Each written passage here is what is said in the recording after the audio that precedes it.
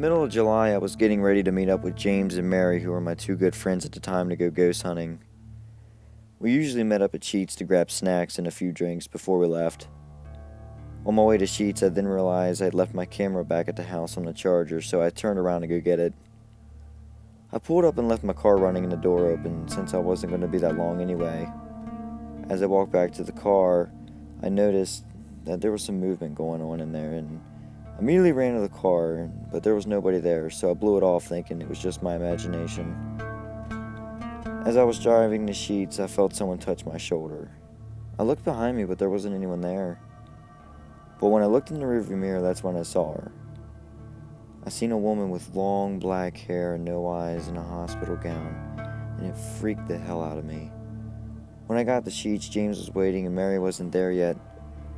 I told James what had happened, and when Mary pulled up, we both decided it wasn't a really good idea to tell her what had happened, since she was already on edge with the paranormal. We all decided to meet up at James's house since it was closer to where we were going, and we decided we could drop off our cars there and just ride in one.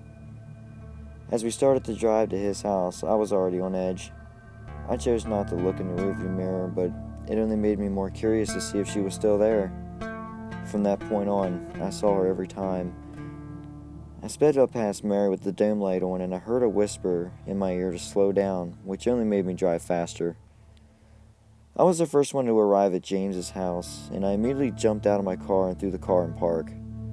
Shortly after Mary pulled up, she parked her car while mine was still running.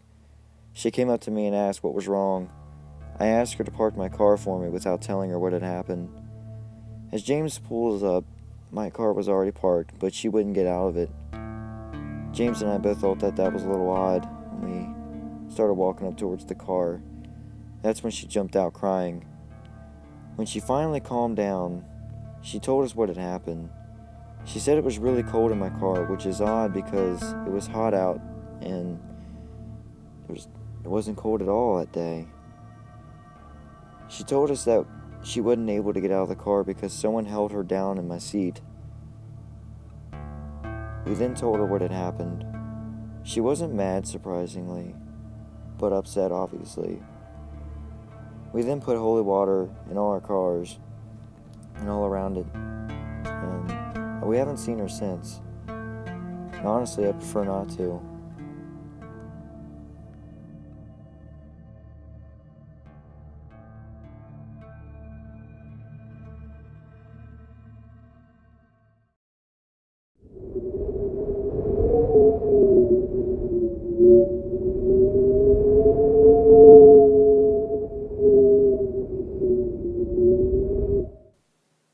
Hey there, guys. Thanks for coming to my channel, Nervous Poltergeist. Don't forget to hit that subscribe and like button. That is one of my true stories. If you would like one of your stories shared, don't be afraid to email me. My email's in the description. And you all have a wonderful night, day, whatever time it is you're watching this video. And peace out.